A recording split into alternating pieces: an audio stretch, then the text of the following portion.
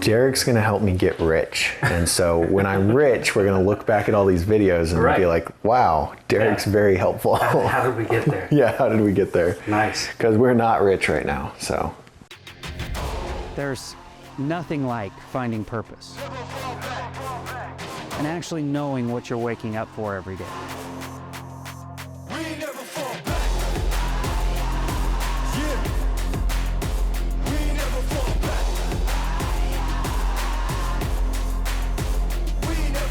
If you just don't have a direction, if you just don't know where you're going, let's dig in. Yeah, so I mean, just looking at different things as far as your business. So the reason why we came up with this was really the conversation that we had the other day. We're sitting in a restaurant and talking about your business and the questions that you had, and really our conversation led to, well, like, we should probably record these conversations because they could be helpful to other people, right? Just like the conversations we had on the phone when we were talking about your price increase from 1,000 to 4,000, right? So it's like, you think about, I guess that's a question for you. Like, when you made the price increase from 1,000 to 4,000, what are some things that happened inside of your business? What are some of the things that you were feeling? Like, because I know stressed. Right. Stressed, and then probably the same thing that a lot of us feel is that imposter syndrome. Yeah. Like, I don't belong. I don't deserve. Right. And what happened for you when you did actually do it? I think it was easier to not waste my time. Was one of the things, right? Because I could tell, you throw that out there and you can tell which people are at that point, which people aren't at that point. And the people that I've worked with that have higher budgets are a lot easier to deal with than the people I was working with before, where that small amount was equivalent to, say, 4,000 for a bigger business, right? So they really felt it a lot more. But I think increasing it helped me save time and effort. Like, I'm doing the same amount of work, right? But I'm you're usually doing about the same amount of work or more work, right? But the quality's better, the client's better. It also, the other thing that I found is, like, the more that my price goes up, the more leverage I have on myself. Right? So, like, when I'm in a situation where, hey, my price is low and I'm feeling undervalued, I don't show up in the same way. Yeah. Whereas when my price is high and I'm charging more than other people out there, or at the top of what I've ever charged, then I feel like I show up in a completely different way. I give a lot more to the client. I follow up a lot more with the client. I just feel like I do so much more, and I'm more conscious about my time, my effort, my ability to show up for that client, because it puts me in a different way where I am in that imposter situation, so I feel like I have to push harder. Does that make sense? Yeah. Well, and I guess it's kind of funny you mentioned that. Like, I still have clients that started at a lower price. Like, we were talking about that, right? And one of them last month stressed me out. It was like, kind of, oh, where's this at? Where's this at? And it's like less than 1,000. One of my first ones. And I'm like, I just can't, you know what I mean? I just can't handle this. And to be fair, I think subconsciously, I definitely wasn't putting the same amount of effort into that. Like, there's every day, there's probably a small handful of clients. I go to their pages to see how their videos are doing, because, like, I'm pumped, right? I want to see them win. Then there's others where I'm just like, well, they got a post today and I don't really know what's going on, but it's because of that. Like, the effort definitely correlates. And with the bigger margins, the higher prices, like, I put it in my Asana for Clea to order gift baskets when I sign on a new client, just things like that, because there's more money to go around and give them a better experience overall, right? Well, right. When you, it's not just you showing up and giving a better experience. It's the things that you can provide, right? Like the gift baskets, the better rooms, I mean, it just all comes around the quality of your work, because you can buy better equipment for yourself, right? The quality of the help that you have. You can pay more for the help that you have. Yeah. I mean, there's so many different things that add to it when you're getting paid what you're worth, right? So it really truly makes a difference.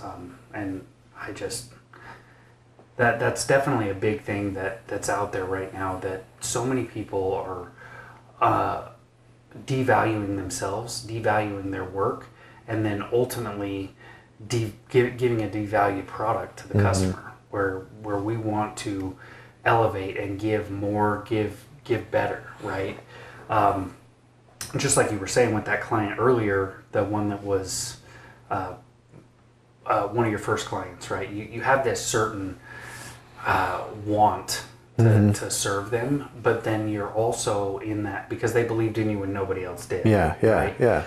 So you want to serve them at a certain level, but it also starts to put in your mind that, hey, there's a certain level of client that I'll say yes to, there's ones that I'll say no to, and ones that I'll say not right now to, right? So it starts to really bridge that gap and really help you identify who your ideal client is, and make sure that you're pushing to that ideal client, putting yourself in them bigger rooms, right? So like we talked about this, a while ago, about like, hey, the rooms that I'm in are elevating, right? I'm not wasting time in certain places where I felt like that was the place that I needed to go get my clients. Now I realize that my client's not in that room. Yeah. Right? Yeah. We had that initially too. But I guess to your point, because I remember bringing that up at one of them, and you're like, this guy has this, and I'm like, oh shit, I didn't know. It's so hard to tell though. I'll talk to people, and I'm like, oh, I could probably get them to say yes to this, right? Right. And they do, and then I find out I just fucked myself by just not staying firm. Like, here's what I deliver. Like, there's a video agency, and I was interested in their stuff, and I'm like, well, what is it for just like coaching calls, like give me on the calls that you do with everybody? Well, it just really depends on, your business. And I'm like, dude, I'm just trying to spend money with you. Like, tell me, and they won't. And I find myself doing the same thing with different clients because I don't want to shut myself out. I kind of want to see what I could do to make work, instead of offer like, here's what I do, here's the results I get, here's why you should go with me, here's the price, right? And I feel like that is just so much easier and less stressful than trying to tiptoe around and ask questions and figure out. It's crazy. You get to when you get to a certain level of certainty, right? People buy certainty. So if you have certainty in the product that you're offering, in the message that you have, in the things that you're doing, people will pay for that. Yeah. Whereas when you do hem-haw around, like that video guy was for you, right? That coach, when he starts hem-hawing around, then you're like, well, is he really going to provide any value? Or he's just trying to figure out how much I make so he can tell me the price based on that. Right. That's what I feel like. Exactly. So then you feel cheated, right? And it's a great observation to realize that, hey, you know what? Maybe my client's not doing this or not feeling this either. Yeah. Right. Yeah. I've gotten other clients to the level of they refuse to move off of what their product is. Right, because we were talking about a possible menu sell of like, hey, done for or done with you, done for you, do it yourself type stuff, right? And I have clients now at this point where they're like, hey, this is our product, this is the product that we sell, and we know that you get diminished results when you go to these levels, right? So if you're getting diminished results, I don't want my name on that. You see what I'm saying? Yeah. So like when you think of it and reframe it in that way, like, hey, I know that if I don't post like with your business, right? So like if I don't have this many reels a week and this many pictures and this many whatever video or blog posts or whatever, like I know that your result is going to be here, and I don't want my name on that. If I'm delivering this value, I know that this value this product gets you this value, and that's all I'm delivering. And that's another conversation about what we were talking about going niche, right? Like, it doesn't just have to be niche to a certain client base. Yeah. It could be niche to, hey, this is my product. This is what I offer, right? And having certainty in that, because the wishy-washy also comes in with the certainty of the results that they're going to get out of the product. Yeah. Right? So you're like, man, well, you're not quite here yet. Yeah, I see a lot of people who are in similar, like in the similar industry as me, right? And they piss me off. Right. Just for a number of reasons, but it's like you see them winning or doing certain things and I'm like, well, maybe I should start doing that. Like, I think I brought up ads. That's one thing, and that's pretty much the reason for it. I think it could help the business with like structured deliverables, or like here are results. I can guarantee that easier. But I saw somebody post like, oh, well, if you have a company, if you hire a company and they don't do everything for you, then you shouldn't, like, you should find a company that does everything for you. But it's like, I don't know. I feel like, well, that's them selling their product, right? What they do, and them trying to get people to step up to their product. So I mean, it's really, I mean, an all-encompassing. Yeah, it could help some people, right? But some people don't want that. Maybe they're already paying an ad agency. A lot of times people are in a contract with ad agencies, especially as you start leveling up into these different levels. You're going to find that some of these businesses that you're talking to are already in contracts with people, right? So if you have an ad agency out there that you're getting results with, why would you want to change that? Sure. But if I can add some a little bit more flair and a little bit more better quality to my videos that I can that are going to help that ad agency get better results, Right. I mean, why wouldn't I? Right? So there's tons of opportunity out there, but one of the big things that I like to say is own your lane, right? And I mean, dude, like, if you want to talk about like the different, the people out there that are offering all kinds of different bullshit, that come into my world where we've got all these coaches, right? So we've got, you know, culture index coaches. We've got, you know, scaling up. We've got EOS. We've got all action coach. We've got all these different coaches, right? And the funny thing is like, I was talking to Thomas about this the other day because I was in one of his networking events, and there was this guy that comes in. He's a coach, and they introduce us. And I'm, of course, like, hey man, how you doing? Like, what do you do? How do you like it? You know, you getting good clients, yada yada yada. And I'm just really trying to genuinely talk to this guy and just kind of gauge where he's at as far as like what clients he uses. Because if he's in a niche that I'm not, like 5 million and below, I could introduce him to people that I run into all the time if he's a good guy and he's a good client and a good coach, right? But if I'm talking to him and he's already going to like this arrogance and like trying to like come at me about like challenge me and want to like do a dick measuring contest, like, why would I even talk to you? Like, why do I even want to entertain the conversation with you? But there's so many coaches out there. Like, one of the big things that we talk about inside of Exit Momentum is that there's so many different people that that just go out and get a certification and have no business acumen, never ran a business, never even managed a business, let alone owned a business, right? So one of our requirements inside of Exit Momentum to even be a coach is you have to have owned a business, you have to have implemented an operating system in that business so that you've sat in the owner's seat. So then it becomes that give and take, and that really knowing meeting a business owner where they're at, and knowing some of the struggles that they're having, and being able to identify some of the stories, right? Like, there's so many times that you're sitting in there and you hear a story that you said, right? So then it's like, hey man, like, I've been there, I felt this, I know where you're coming from, and then meeting them where they're at and taking them to another place, right? Yeah, one of the times you're like, oh yeah, that person's still in like got a victim mindset or something like that. And I was like, damn. But you can recognize that because you've been through it. Another conversation that we had, I mean, we were sitting there talking about going back to the niche thing, right? And you were talking about, hey, should I go towards this one certain client? Yeah. Or should I go towards this certain type of business, right? And when we started talking through it, and you were talking about trying to offer all these other products or do these different things, and what clicked for you in that conversation when we were? I think it was more like,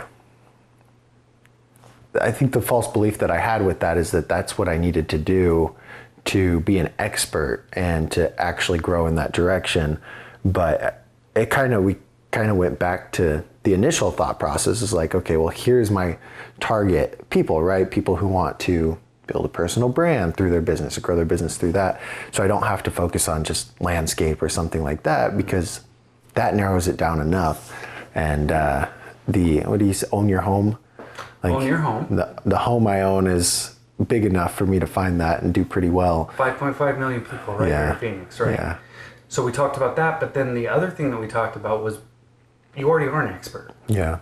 Right? You don't need to be an expert in freaking landscaping. You need to, your niche is your business, right? Yeah. The things that you're doing and talking to the pains of, hey, maybe the other video guy, or hey, to the pains of the business owner that's experiencing the pains that you are through your growth, right? Like you're trying to scale and build and do some offshore and find VAs and find video guys here, find other videographers here, and trying to, like, that's all business. Yeah. So like when you're talking, you can relate and talk to people from where they're at, right? And being caught up in the minutia of business and doing all the things that you're doing, but not having the not having the time to go out and do this, right? Like shoot and take time away from yourself and from your family or from your dog, right? Or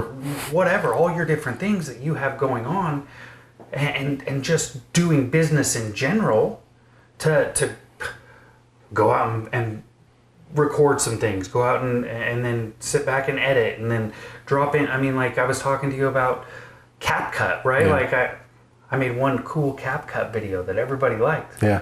But like to recreate that, come on, man, I'm not that guy. Yeah, right. It's not my zone of genius. And that CapCut that I could have probably handed you CapCut, handed you the video or the things that I had, and you probably could have done it in less than 5 minutes. Took me like 3 hours to piece together and like really look at it. And I don't know that if it was high quality or what, but it's the drain on me because it's not my zone of genius, right? Mm-hmm. So like speaking to that pain and speaking to them things that we know that we live in this digital age right now, that everybody should be doing these things. Everybody should be putting this stuff out. And everyone knows they should be. And then they try it and they're like, shit, this takes forever, or I don't have time for that, or they can't stay consistent. Or I suck on camera. Yeah. I get nervous. I start stumbling. I don't sound right. I don't sound like that guy. I don't sound like that guy. I'm not feeling it when I'm on camera, right? That used to be how I'd kind of sell it too. And then I think I moved away from that, focusing on the damn leads or get distracted. Well, you do get distracted, right? We all know that there's this digital world out there that we have to be a part of. Yeah. And most of us don't have the natural ability to do it or even want to do it, right? So like this environment right now, like the environment that you provide where we do this podcast type thing where we're just having a conversation and I don't necessarily have to pay attention to the it makes it so much easier to talk. It's so much easier to flow. It's so much easier to have a conversation. It's so much easier to just talk through a situation, right? That it creates this other experience for clients. The content that comes out of it's so much more authentic too. It's so that I'll get people, I'm like having a conversation with them and I'm like holding my camera and it's on, but good, right? And then I'm like, okay, cool. Now say it for the camera. And it's like, Right. you know, and So it's like finding that and making something good from that. Even a lot of people are like, oh, I suck on camera. I hate how I look. I don't know what to talk about. So yeah, they all get self-conscious. Okay, I'm ready for camera, and then, but yeah, nothing comes out, right? And I mean, it's just when you make it an easy flow and have a nice conversation between friends. Like, dude, I've talked to so many of my clients on the phone that I'm like, as soon as I get off, I'm like, shit, I wish I had a camera guy following me around. Yeah. Or, you know, that I would at least hit record on my phone and recorded the damn conversation. Because there's so much value in them times when you're just having that interaction with a client or with a friend or something like that.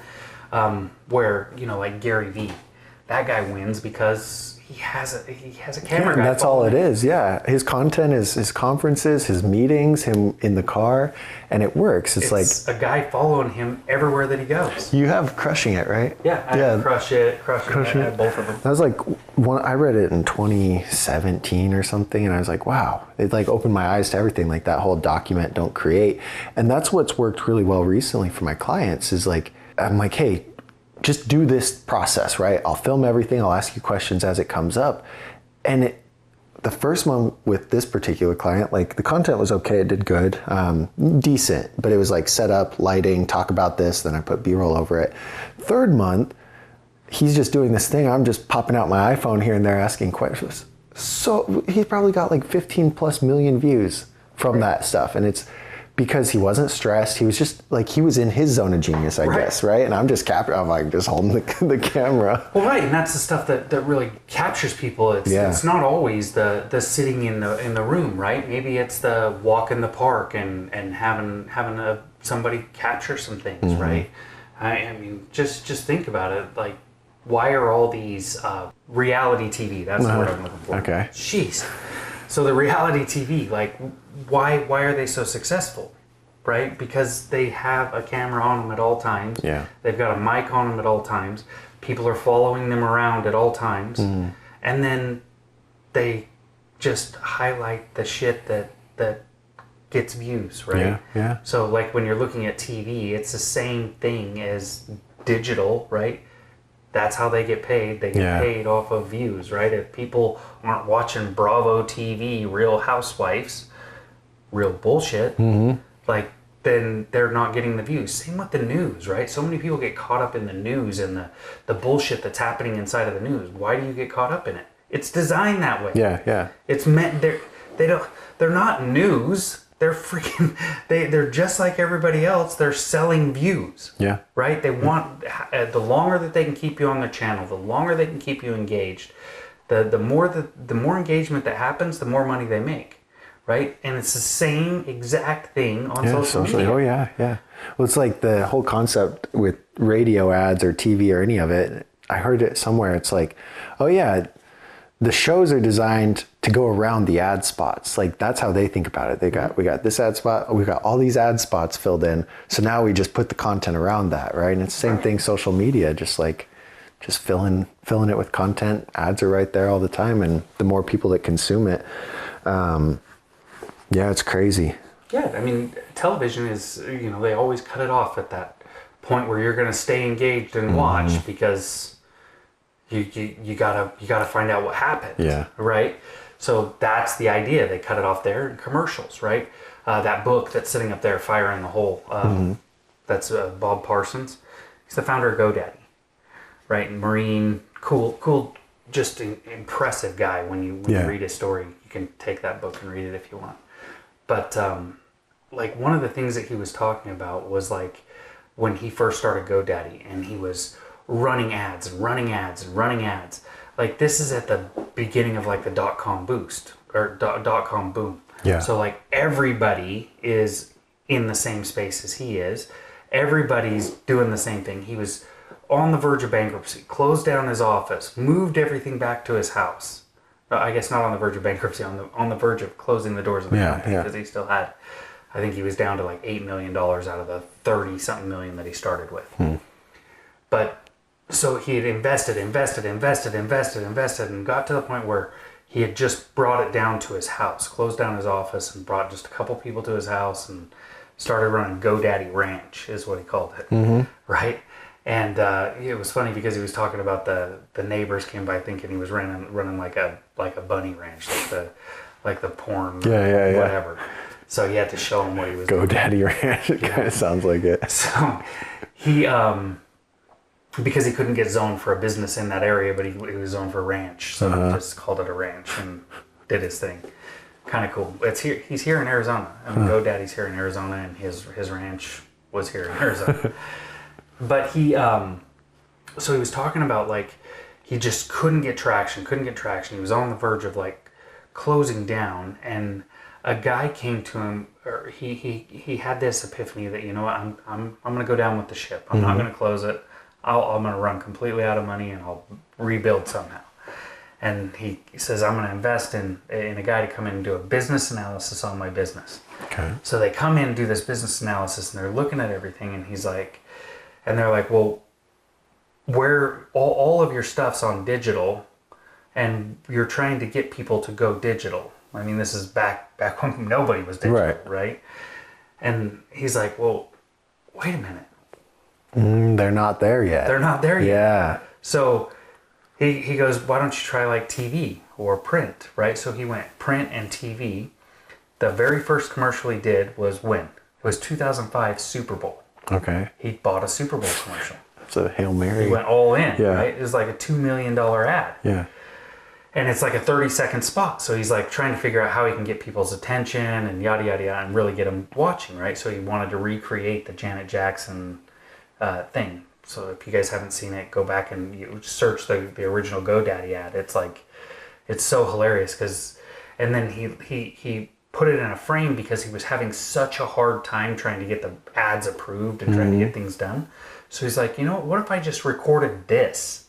Like, stage this where I'm sitting in front of the broadcasting channel of Fox and trying to get them to approve me this ad. Yeah. And I put this girl on there that's this attractive girl, and her top keeps falling off. Right? Yeah. So he does that, and right before the Super Bowl, it was like 5 days before, they called him up and they're like, hey, somebody dropped out last minute. We have another spot on the 2-minute warning, right? Talk about timing, right? Yeah. So 2-minute warning at the Super Bowl halftime, like that's a money spot. Yeah. Everybody's engaged, right? It's the 2-minute warning. We're getting ready to go into halftime. Everybody's going to be watching it. He's like, heck yes, let's do it.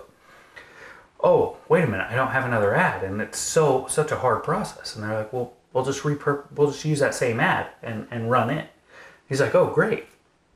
So first time that commercial drops in the game, his phones blow up, and he increases business by 36%. Nice. Like increases market share to 36%. Wow. And he was like, holy crap, like what's going on? What's happening? Right? And then he's super excited for what's going to happen on the halftime one. Yeah. Everybody's going to see that one. Halftime comes, or the 2-minute warning comes, the commercials go, and his commercial never runs. And he's like, what the hell?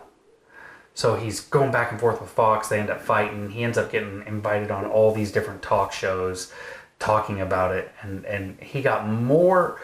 Fox ended up refunding him. The reason why they didn't run it is because someone came out and said that it was too risky after the first one ran. They were like, no, we can't run that again.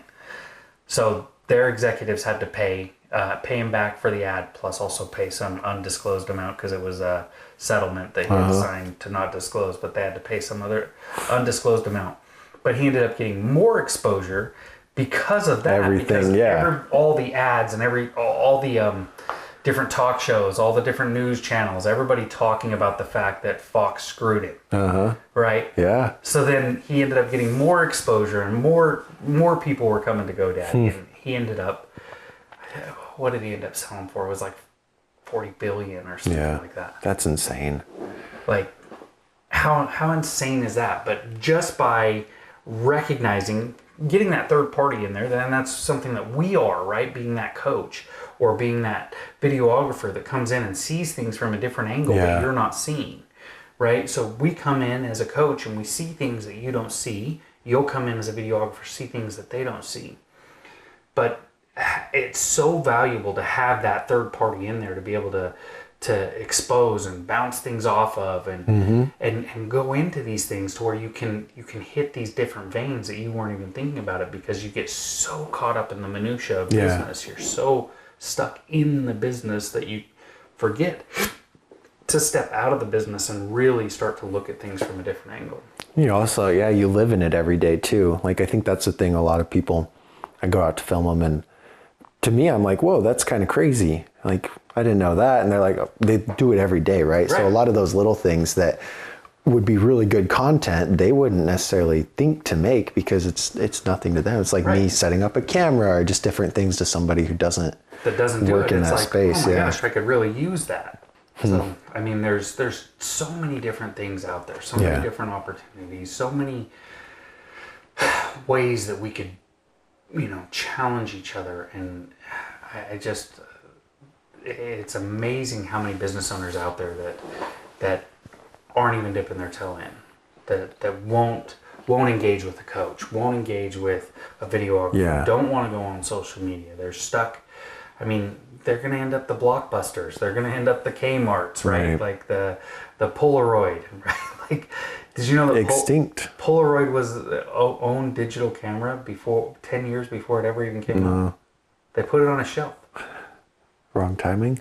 They said they bought it from this guy, and one of their employees, I think, is the one who designed it. And he's like, they're like, no, people want to touch and feel their pictures. We don't need it. And set it on the shelf. Wow. And then stuck so hard to it that they never did it. Whoopsie. And went completely. And that's the same with like Blockbuster, right? People want to come. They want the experience of coming and walking through and renting movies. No, they'd much rather sit on their couch and that's the social media thing right now, I feel like. Because there's a lot of businesses that are like, no, newspapers always worked, so we're just going to keep doing radios always worked. And one of the big things that I like to challenge them people with is, well, how do you measure it? How do you know that it's working? Have you ever shut it off to see if it's even working? Right? So when I was a GM of a car dealership, that was something that I went in and did. I went in and shut down everything, because I got so tired of all these different things that we had. We were spending so much. I actually have an automotive client that was paying $400,000 a month in ad spend. Jesus. But, and again, sitting down with them and looking through the actual results on everything, they had the results and they weren't even looking at them to know what to shut off and what to use. They just kept spending. Oh, we're not getting, let's spend more. Oh, we're not getting, let's spend more. Oh, we're not getting, let's spend more. And that's kind of the experience that I was going through when I first came in as a GM in this store. Is I was like, man, we've got so many things going so many different directions. What's working? So I figured I could either shut one off and kind of measure it that way, which probably would have been the smarter way. Shut one off and see if anything changes. Shut another one off, see if anything changes. But I came in and just blasted it all. And I got lucky because it didn't change anything. As a matter of fact, we reinvested the money into more like referral partners, kind of like influencers, but it was people that were influencers in that area. Like I was in Wyoming, so hunting and fishermen that were, at the archery ranges all the time. I wanted that guy driving my truck. I wanted that guy rocking our first choice Ford gear, right? It was, so we started to push more that direction. Then it went to looking at social media presence.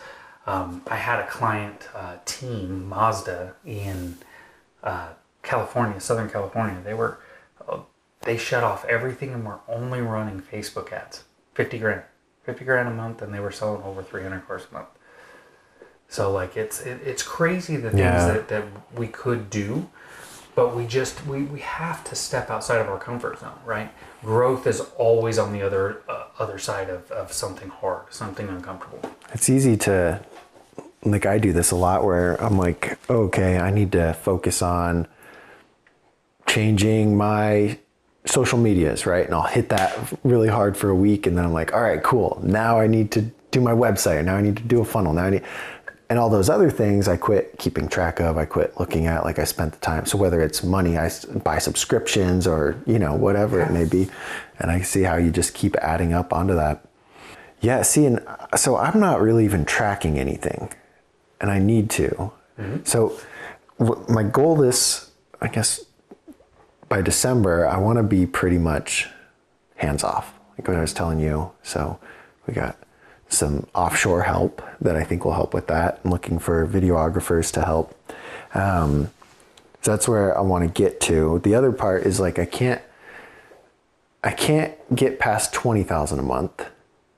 And that's, I want to get to 100, but I want to get past 20, of course, to get to 100. So I need help breaking past that and stepping out. Is it easier to do at the same time, or would it be like? I mean, so here's the thing, right? So action creates action, right? So if we step out and we still have to produce for our clients, you're gonna show up in a different way, right? Mm-hmm. You're gonna force your people to do different things. You're gonna document processes at a different level. You're gonna have the right KPIs for your people, right? So, like, what I would be doing at this point while you're thinking about, hey, I'm maxed out. I'm at capacity. I've hit my ceiling by myself. Yeah. Right. So what I need to do at this point is make sure that I have all my things documented, right? Like when you were transferring things over to that the editor, you had built out a framework. You'd built out a process that he could follow to where, hey, if I have to go look at it, it's just minor tweaks. It's not big edits, right? So now what's the next thing you want to step out of? You want to step out of videography, right? So stepping out of doing the actual video part and stepping into this more of a leader role, how can I build the same type of framework? What questions do I need to put together for these guys? What camera angles should I be looking at? What's some of the lighting that these guys should be looking at, right? And the more that you can document that stuff, the easier it is to plug somebody into, right? But then it's also creating that comfort, right? Because people won't talk if it's just the guy standing there with the camera. Sure. I'm going to stand behind the camera and I'm going to ask you some questions. Yeah. And you got to look natural. Yeah, that's intimidating. It becomes this intimidating thing where, so like you need to talk about like, hey, how can you make them comfortable? Well, you can do the things that you're doing where you're sitting there with the camera on your lap and they don't even know that you're recording, right? Capturing them in them candid moments when they're working on something and you just pull out your iPhone, right? So like thinking through these things and these processes, these systems, you need to think through that, right? And then here's the other part is you want to make sure that you have an NDA and a non-compete, right? Because with whoever's helping me. Whoever's helping.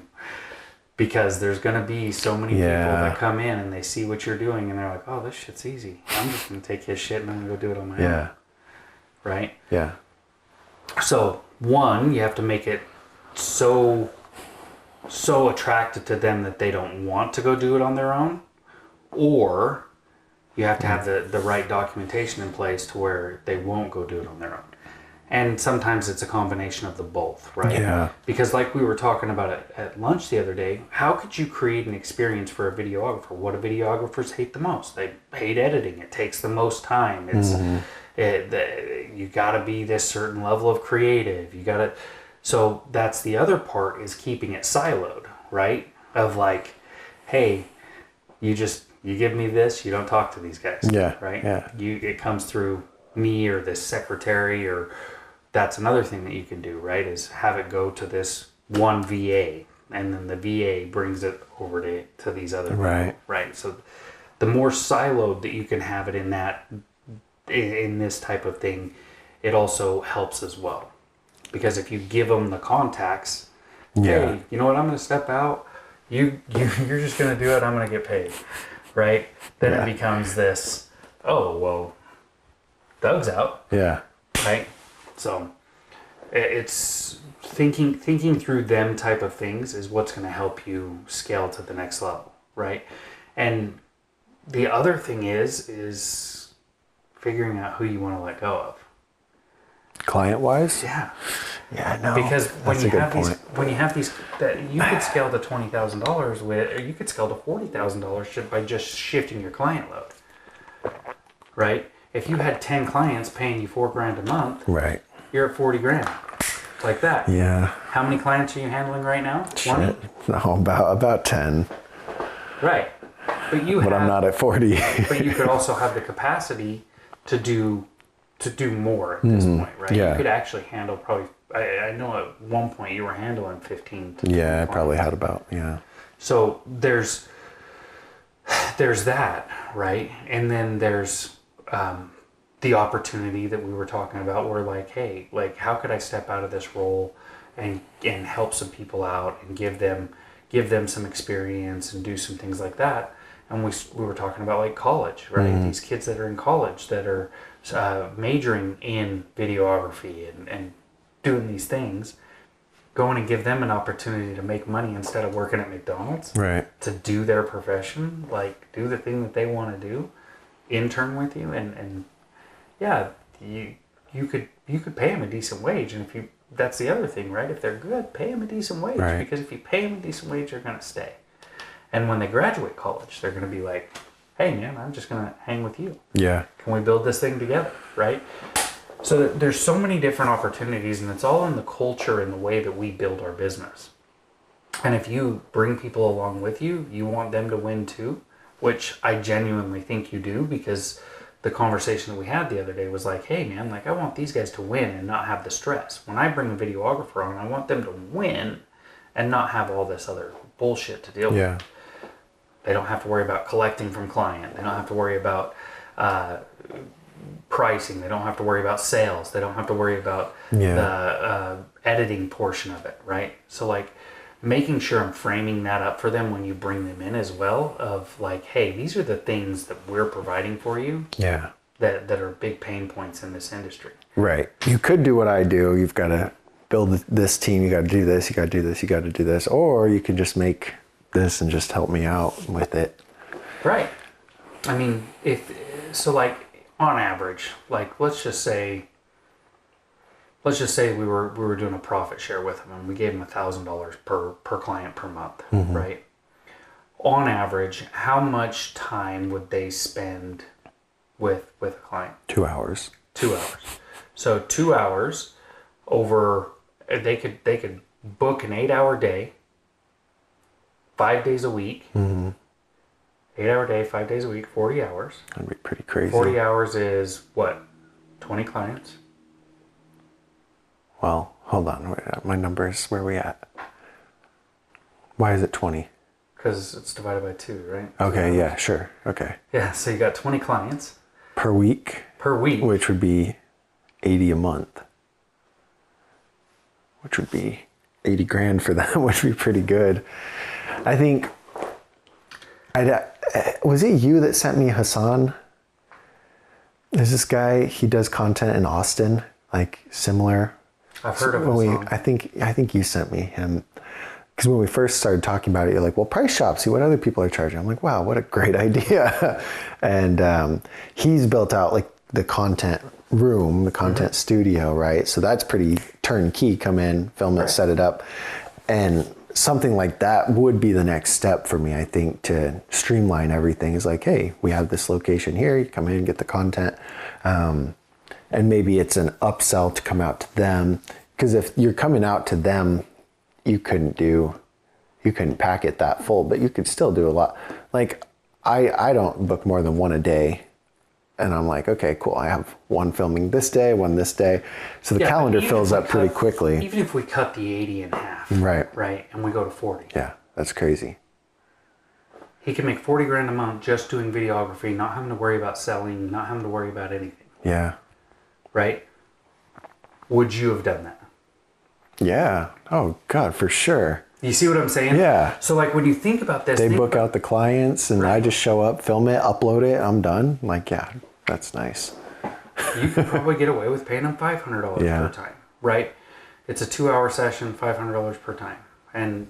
But if you pay a guy $1,000, what's he going to do for you? I'll probably be pretty happy. They're going to do good work. They're going to stick around. They're going to, yeah. Right. So then you get to build that rhythm with them and they feel like they're a part of something. Yeah. Right. And they're making a good living, doing the things that they want to do, and they don't have to stress out about all the other bullshit. So, I mean, it might be $750. We might have to, there might be hey, start at $500. We've got this opportunity where we can get to $1,000 a client. Our goal is to get to 40 clients a month. And if we're hitting 40 clients a month, you're making big money. Right? Yeah, shit. Most people would be like 10 is such a crazy number to a lot of people, 10 is dude, like when I came out of the Marine Corps making $900 a month, I mean, by the time I got out, I was making like $4 grand a month. But 10 grand a month seemed like a huge jump, right? I was like, 10 grand a month. What am I going to do with 10 grand a month? Seeing one person at that, if I keep the prices where they're at, I should be able to, so let's say 40 at 4K, that would put me at, what, 160? I think so. 40 at 4K? Yeah, 40 clients at 4,000 a month. 4 times 4. Yeah. 160. And then 40 of that's going out to them. And then 120, like, that would put me at $1 million a year, which is the goal I want to get to, I mean, right? you're because you're the business, you're looking at your revenue would be well over $1 million. That's pretty cool. Right. But then, I mean, you also... And I'm not filming. But you got to think about, you've got your other costs, your editors, your things like that, right? So then, like, try to be at that, like, 40%. So what we're talking about is OPEX, right? So, like, when we're looking at the simple financial statement, we're talking about top line revenue minus your COGS, which is your cost of goods, and then OPEX.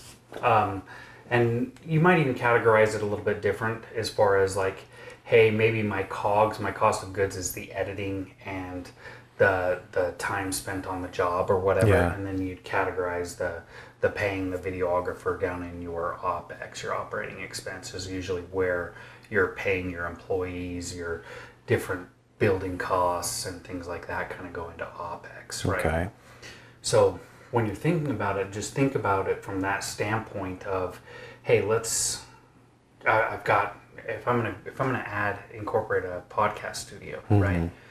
So at some point, it's got to make sense to where it's going to be a cost savings, right? So like I was talking with my wife the other day, she was talking about, well, there's no point in ever getting an office here because you've got an office. And I was like, well, wait a minute. It does make sense at some point because I have clients that come in and I'm paying for a conference room, right? So if I'm paying $500 for a conference room every time that I have a visit with a client, it starts to make sense to say, well, you know what? When you have a certain number. Might make sense to either have an office, a full office that I have my own conference room, my own offices, and then I can start charging people like you to come in and use my office. Yeah. But, or getting one of the things like what you have down in Tempe, where, you know what, I can reserve a conference room in one of them shared workspaces. But, you got to look at the cost, right? So is it going to cost me, right now it's costing me about, because every 3 months I'm booking one for $500 twice a month right now here, or twice in that quarter. Yeah. So right now it doesn't make sense for me to go pay for an office. Sure. But at some point when I have 5-10 clients here and I'm paying, for sure, yeah. When you're paying $5,000 a month or $5,000 for offices, then it starts to make sense to say, hey, I need to look at this from a different standpoint. But the reason why I bring that up is because you have that the podcast studio that has 3 different views, right? And then you also have what's his name up there that has Mark. Yeah. Yeah, Mark Jeffries, right? So he's got the podcast studio that has a couple different spaces as well. At what point does it make sense to go build out your own? Well, it might take a while to get to that point, right? Because there's a lot of equipment in them. You've got the cool experience where you can switch people between 3, and you might be able to work out a deal with them at some point of even a better deal than what you already have of like, hey, I'm just gonna reserve it, 3 days a week, full days, boom, boom, boom, and then you just shuffle clients in, right? So, but it just depends on Well, it's like getting past, like, say 20, for example. I think I need to invest in a certain level of, whether it's team, whether it's software, I don't know what it is yet, but it's so annoying because by myself with nothing, I can make up to a certain number, but then I've got to start spending a few grand a month to get to that next number. And then it's an even bigger chunk to get to that number. And so it always sucks the first few months after that investment because you're making less than you were and you're doing more work, right? But now you have the capacity to build onto it. And that's kind of, last month sucked. Like damn near every video was late. Like it's just the whole disaster, complete disaster.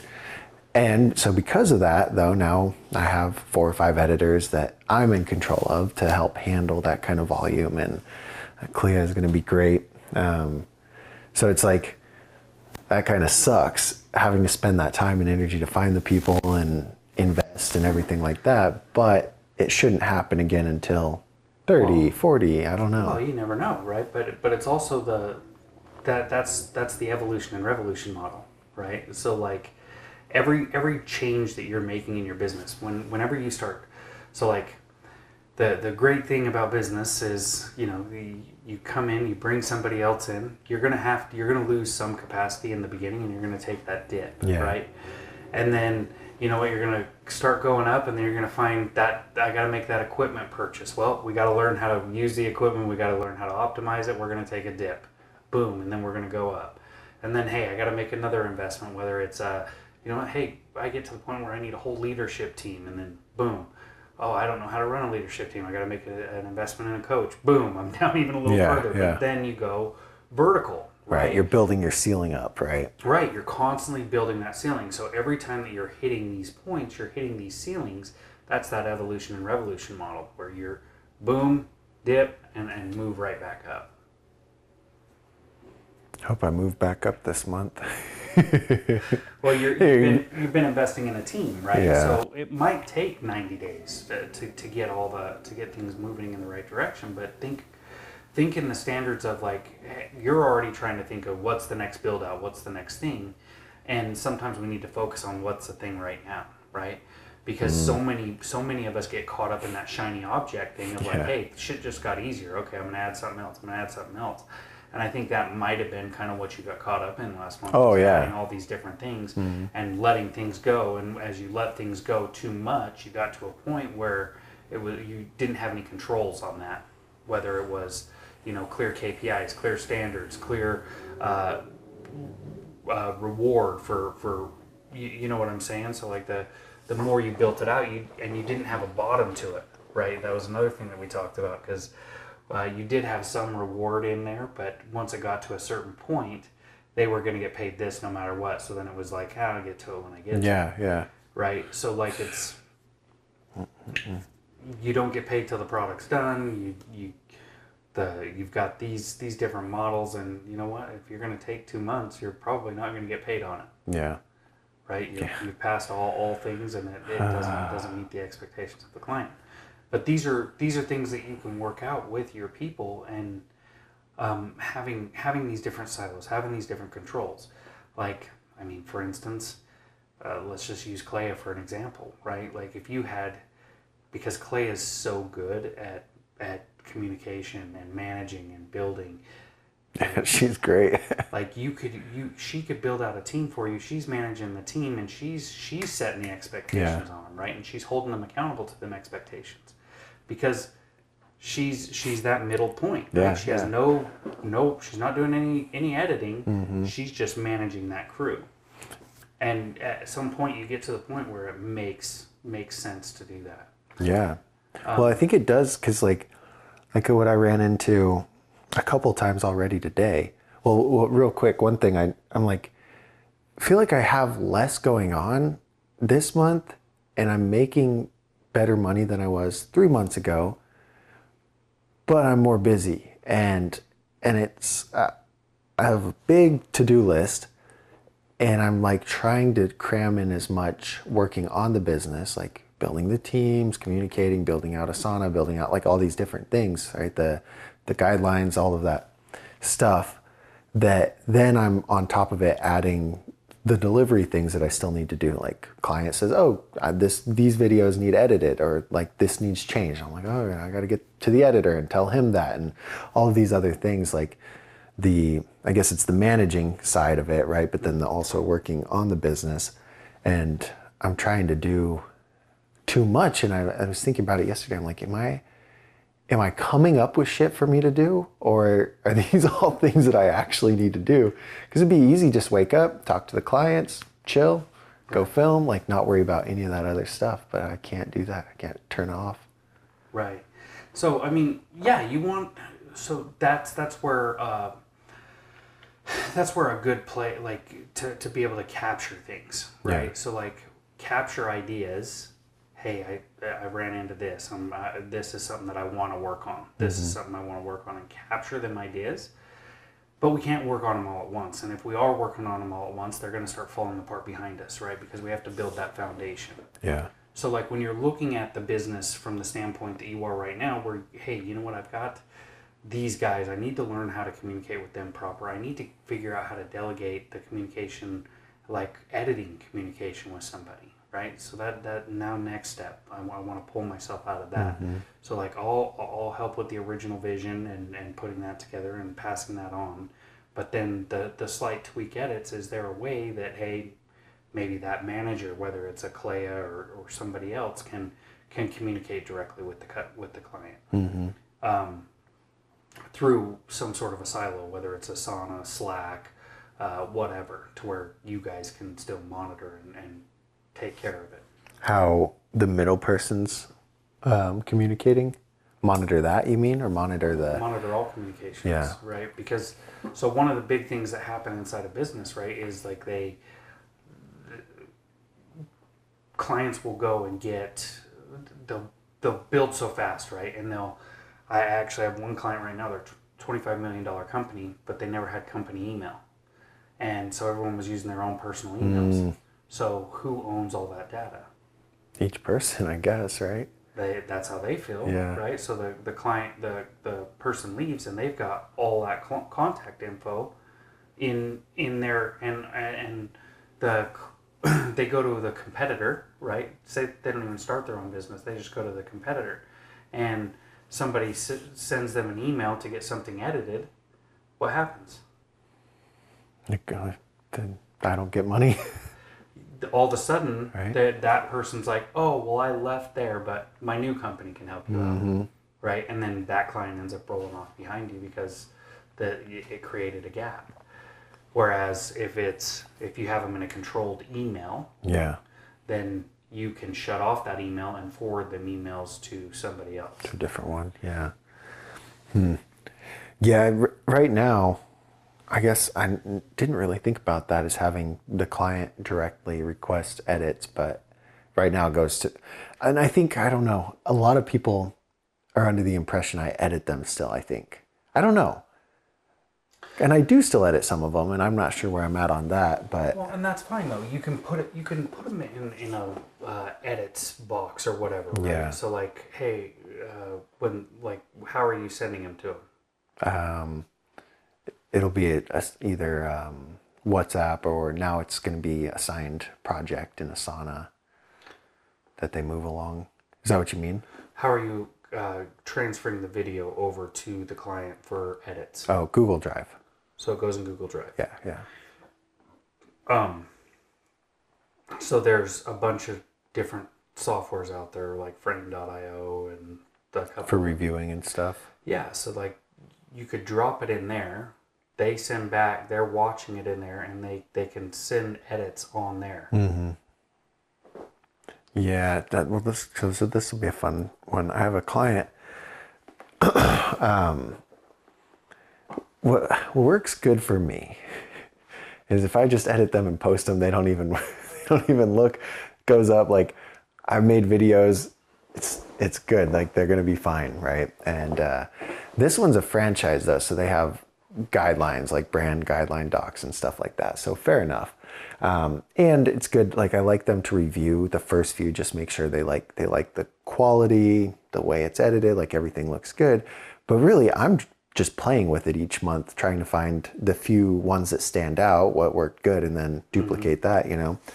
And I was thinking about that after that video for Chris I was telling you about, where it was like just a whole list. And I was like, well, maybe people do want to be able to do that. But this client sent back not even edits on them, but it was like, oh, well, why don't we have more captions? And why is it this font instead of this font? Just like little things that there's specific reasons that I'm doing it that way too. And so it's like, how much power is, you know what I mean? Well, that's also the frame that you set on your customer, right? Yeah. So like when you're in the sales process and you're talking to the client, setting clear expectations with them of, hey, there's a reason, so I might use certain fonts and I might use certain colors and I might use these different things because they're what's grabbing attention at that moment. Mm-hmm. If you have a branding guideline around that, we'll do our best to meet and stay inside that guideline. But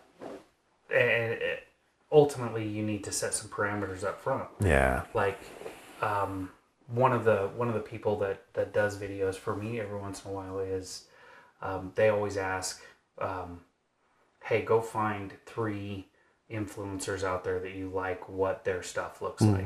Somebody in your space or somebody in another space that you like the colors, you like the feel, you like the look of how things are clicking along, and send me them 3 people. So you can make it, so he can make it, they can make it like that. Right. Along those lines. But you're not going to micromanage, hey, why did you do this? Or why is this? And no, but that's also, that comes with expectations up front. Right. So you have to set the clear expectations up front of like, if you were the expert in this, you'd be doing it on your own. Right? Yeah, that's what I want to say. Well, sometimes you have to punch them in the mouth like that. Oh God. But ultimately, you want to set it up and tell them that like, hey, there's certain algorithms, certain ways that things operate in the social media world that we have to run a certain way to get you the attention that you're looking for. Right? So when it comes to you editing everything down, and that's the client that gave you like all these different 40 edits, I would go back to him and say, hey, like at this point, I can't guarantee my product. Yeah, right. And this is why, right? So that goes along with your sales process up front and setting your expectation up front is telling them, hey, if you want to change a lot of this stuff, like I can give you an overall frame and then I need to run with it. But if you want to change all this stuff, I can't guarantee the product. Yeah. I can't guarantee a result. I can't show you a result because we don't know what it is. Because it's your edit, it's not my edit at that point, right? Yeah. Yeah, and it's every time I run into one of these things, I'm like, okay, add that to the list of things to mention when I'm talking to them, because I hadn't had that issue before, but now it's like second round of edits. It's like really nitpicky, and I'm like, oh, cool, this is gonna just bog me down making stuff that I don't think is gonna look as good. And but if I would have said that up front, like, hey, I'm the expert at this is how I do things, like blah blah blah, that sets the stage for it, right? Right.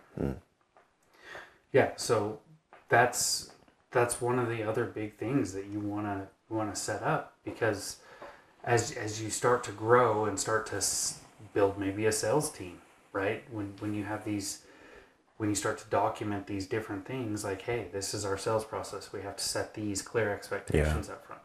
That's one of the big hiccups that a lot of businesses have, is the separation and collision between sales and ops. Operations is like, hey man, like we can't meet that deadline, and sales is like, well, I had to set that deadline so I could sell it. Right. So you got to figure it out, and it's on you, right? So then ops is like, well, piss off, right? Yeah. And then it creates this rift. And then oftentimes, you'll have this situation where ops isn't performing at a certain level, so now sales goes out and lies to a completely other level, because they've got this constant churn of clients that they have to replace. So they feel like they have to lie and have to create this bullshit that's never going to get fulfilled on. So the best thing to do is try to marry them together the best you possibly can. And one of the ways that I've done that in almost every place that I've worked is I make sure that my salespeople and my ops people switch roles. So they can see it on both sides. Yeah. So I want to experience a day in the ops seat. I want them to experience a day in the customer service seat.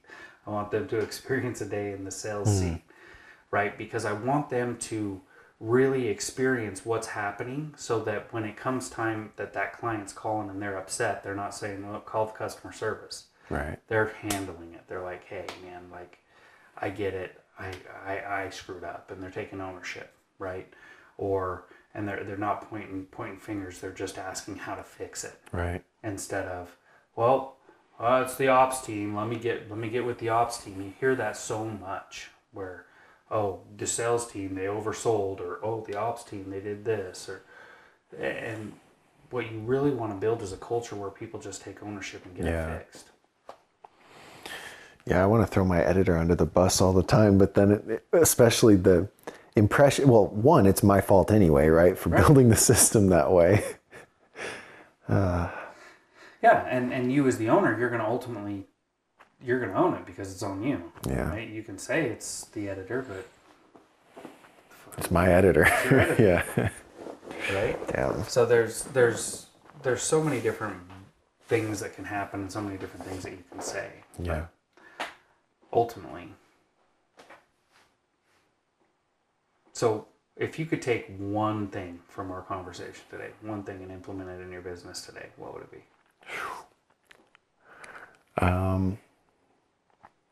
So my homework is going to be making sure that my sales team and my ops team, which is me, align with each other, because I'm doing that thing too where I'm like, oh yeah, for sure, like we can do this. And then I'm on the delivery side like, fuck, I shouldn't have said that, you know? And I think narrowing it down to just that one thing, like whatever it is, I need to get super clear on that and not get distracted and just focus on what that one thing that I'm offering is, so that I can guarantee it and deliver it and do well. Yeah, and then the other parts, systematize everything, keep going on that, keep documenting it. So that's 3, I guess. But Yeah, keep documenting. what do you think? What's the thing I need? So next time we talk, I'll be like, next week, I'll be like, hey, I'm at 20. I mean, I think the one thing that just from hearing like where you're operating and what you're doing, I would 100% solidify what clear expectations you want to set on your customer, and then start to build from there. Build the back end, build your systems, your processes to support that expectation. By clear expectation, like what I'm actually delivering, or? Well, the frame that you're setting on your customer of, hey, this is our product. This is what we guarantee. Mm-hmm.